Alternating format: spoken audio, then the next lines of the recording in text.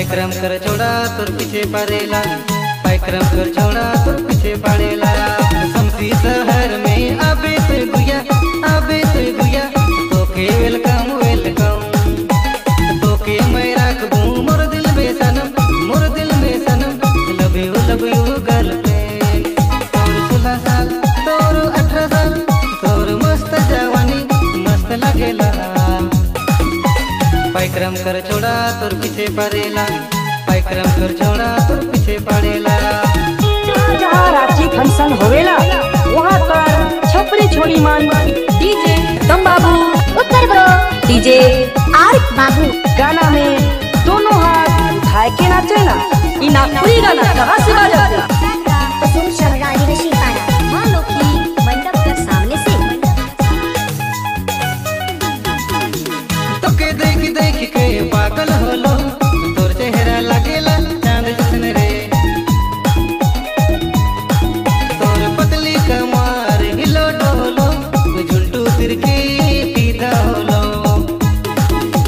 तोके देख देख के पागल होलो, तोर चेहरा लगेला चांद जैसन रे, तोर पतली कमर हिलो डोलो, झंडू तिरकी पीधा होलो।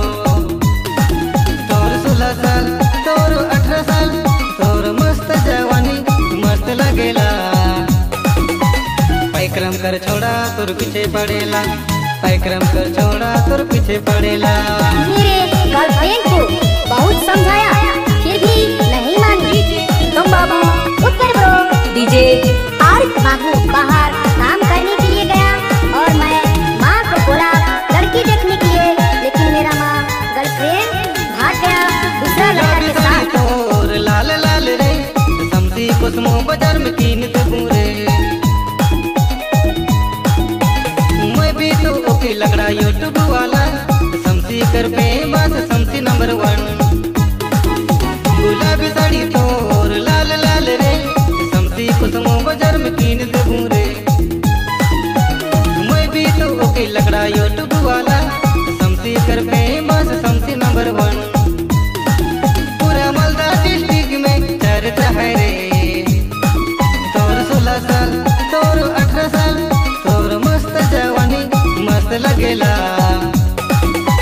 पाइक्रम कर छोड़ा तोर पीछे पड़ेला, पाइक्रम कर छोड़ा तोर पीछे पड़ेला। शमसी शहर में आबे तो गुया, आबे तो गुया, तोके वेलकम वेलकम, तोके मैं रखबू मोर दिल में सनम, मोर दिल में सनम, लव यू गर्लफ्रेंड। तोर 16 साल तोर 18 साल तोर मस्त जवानी मस्त लगेला। पाइक्रम कर छोड़ा तोर पीछे पड़ेला, पाइक्रम कर छोड़ा तोर पीछे पड़ेला। शमसी शहर में आबे तो गुया, आबे तो गुया, तोके वेलकम वेलकम, तोके मैं रखबू मोर दिल में सनम, मोर दिल में सनम, लव यू गर्लफ्रेंड।